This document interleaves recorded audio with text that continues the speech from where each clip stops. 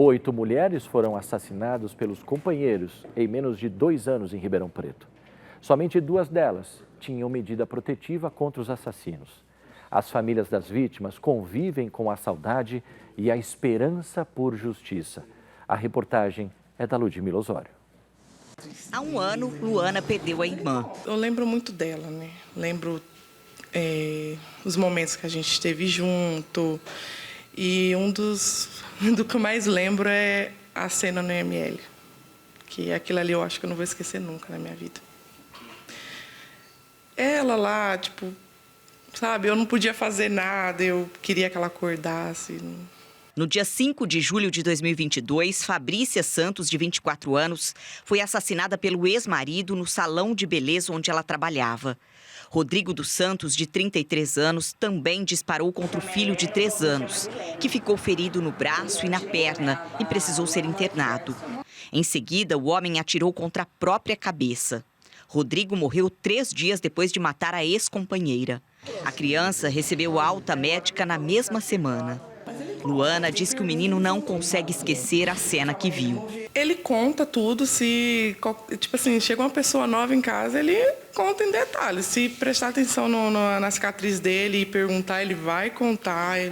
Ele fala que a mãe dele morreu, que ouviu barulho, fogo, machucou Henrique, papai machucou Henrique, mamãe morreu, ele fala essas coisas. O casal também tem uma menina de 10 anos. Até hoje, ela não conseguiu superar o trauma, que é saber que a mãe foi assassinada pelo pai. Percebi que ela se fechou muito para tudo, sabe? Ela não é aquela criança que ria muito. Hoje ela é mais... Eu até brinco com ela, né? Que ela parece um robozinho, assim, que é tudo oi, tchau, tipo, não fala muito. Em alguns momentos ela chega a dizer que sente tristeza. Sim, sim. Várias vezes ela me manda mensagem falando que está triste, que... Aí eu converso bastante com ela. Falo que ela pode chorar, que é normal chorar e está tudo bem. Que quando a gente chora, a gente, né, dá aquela aliviada, né, na tristeza. Falo para ela, pode chorar, a tia também chora todo dia. Você vai se sentir melhor chorando. Fabrícia está entre as 4 mulheres vítimas de feminicídio em 2022 em Ribeirão Preto. Há pouco mais de 3 meses para o fim deste ano, o número de vítimas em 2023 já atingiu o total registrado durante o ano anterior. Isso significa que, em menos de 2 anos e só na cidade, 8 mulheres foram assassinadas pelos até então atuais ou ex-companheiros. O feminicídio é toda morte decorrente de violência doméstica ou motivada pela discriminação da condição do sexo feminino. No Brasil, uma lei de 2015 alterou o Código Penal e incluiu o feminicídio como uma das formas qualificadas de homicídio. Segundo Luana, a justificativa para a morte da irmã é a clássica dos casos de feminicídio. O ex não aceitava a separação. Quando isso veio acontecer, ela estava mais aberta, mais disposta a seguir com a vida. Ela tinha certeza de que ela não queria voltar mais. E isso foi o motivo dele ter feito tudo isso. Foram 10 anos, né, eles dois juntos. E nesses 10 anos foi aquele negócio, né? Você não pode usar isso, você não pode sair, você não pode fazer nada. Nem olhar para o lado.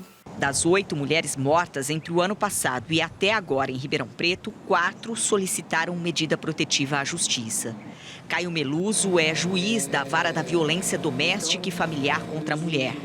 É ele que autoriza a concessão da medida para as vítimas.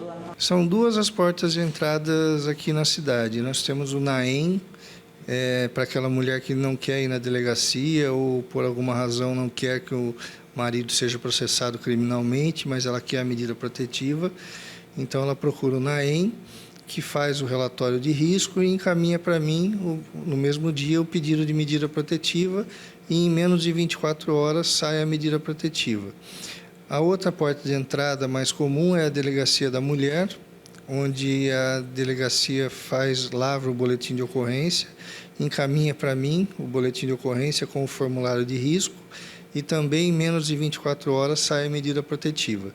E o último caminho é o BO online, que a mulher pode não ir na delegacia, não ir no NAEM e fazer o boletim online. Esse boletim online ele é analisado por um delegado que checa a formalidade, a materialidade e encaminha para mim. E também, em menos de 24 horas, sai a medida protetiva. Um dos casos mais emblemáticos entre os registrados neste ano aconteceu em julho. Renata Aparecida Lopes, de 54 anos, morreu depois de ser brutalmente agredida pelo ex-marido. A vítima estava separada há mais de 3 meses. Júlio César Domingos, de 40 anos, invadiu o apartamento dela. O homem espancou a mulher, que, para fugir das agressões, pulou do 2º andar do prédio. Enquanto Renata estava no chão, Júlio César ainda chutou a ex-esposa. A mulher passou mais de 1 semana internada e não resistiu. O assassino foi preso em flagrante. A mulher chegou a solicitar a medida protetiva, mas revogou o pedido. O histórico de violências, seguido do arrependimento e da reconciliação, é comum entre as agredidas. Foi o que aconteceu com a manicure Regiane Carneiro. Ela tinha 26 anos quando foi assassinada pelo marido há 1 ano e meio. A mãe disse que a mulher tinha medida protetiva, mas decidiu procurar a polícia e retirar a queixa. Ela foi lá, ela brigou com a doutora para tirar a queixa. A doutora brigou, não tirou. Disse que ele pagou 3 mil para não ir preso, que ele já estava com mandato de prisão. Ele já estava com mandato. Ela foi lá, eu fui, perdi um dia de serviço para ir lá com ela, fazer boletim, pois ela foi lá brigar com a doutora. Depois de matar Regiane, o marido, Ivan Nogueira, fugiu com o filho do casal, um menino de 4 anos. O homem teve a prisão decretada, mas segue foragido. A mãe da vítima sofre pela falta da filha e do neto, que ainda não foi encontrado. Estou preocupada com meu neto, eu já fiz todos os papéis lá, já fiz a entrada lá para me segurar a guarda dele, mas porque eu estou mais preocupada, um cafajeste desse, um monstro daquele com uma criança dessa, como que essa criança está convivendo? Para o juiz, a dependência emocional ou financeira, a existência de filhos e o medo do que virá após a denúncia são alguns dos aspectos que contribuem para que essas relações se mantenham. O ciclo da violência ele é muito draconiano, ele é muito forte. Então começa com um amor, todo mundo bem, feliz da vida, aí de repente há um empurrão, aí depois o marido vem, pede desculpa, fala que nunca mais vai fazer aquilo, aí passa um tempo de paz e harmonia, aí de repente do empurrão passa para um soco e a mesma coisa, leva flores e está tudo bem, e depois passa um tempo, está tudo bem, aí já parte para uma agressão mais violenta, até chegar no feminicídio, que é a espiral da violência. E para isso ela precisa ter força, e para ter força ela precisa de apoio, precisa de uma rede protetiva de familiares, de amigos e uma rede protetiva do Estado, que é o que a gente está tentando fortalecer aqui em Ribeirão Preto. Fabrícia, que foi assassinada na frente do filho, tinha medo de denunciar o ex-marido, como conta a irmã. Ele sempre ameaçou que se ele fosse preso, quando ele saísse, se não encontrasse ela, iria matar qualquer um da família dela para ela poder aparecer. Isso tanto eu, quanto a minha tia, quanto a minha mãe, qualquer pessoa. Então, eu acho que ela ficou com medo, bastante medo, e a família dele que também pedia para não poder fazer isso, que ele não teria coragem de matar. O juiz explica que muitas vezes, quando a mulher se percebe vítima, ela não tem a quem recorrer. De acordo com a experiência dele, romper esse ciclo pode levar anos. Mas, para o juiz, se afastar e pedir a medida protetiva ainda é o melhor caminho. O mais importante que eu gostaria de ressaltar é a necessidade da denúncia. Hoje, Ribeirão Preto tem uma rede protetiva da mulher. A Vara da Violência responde com firmeza ao descumprimento das medidas protetivas, muitas vezes com prisão. A Vara da Violência concede a medida protetiva em menos de 24 horas.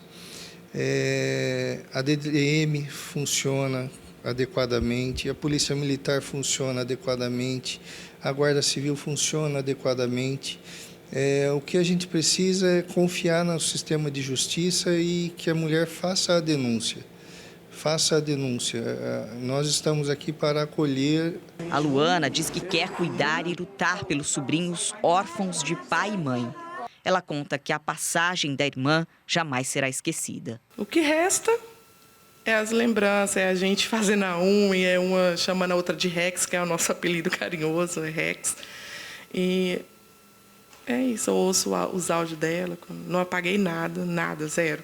Tá tudo lá, troquei de celular e consegui passar tudo para o novo celular. Quando eu tô com muita saudade, eu ouço a vozinha dela.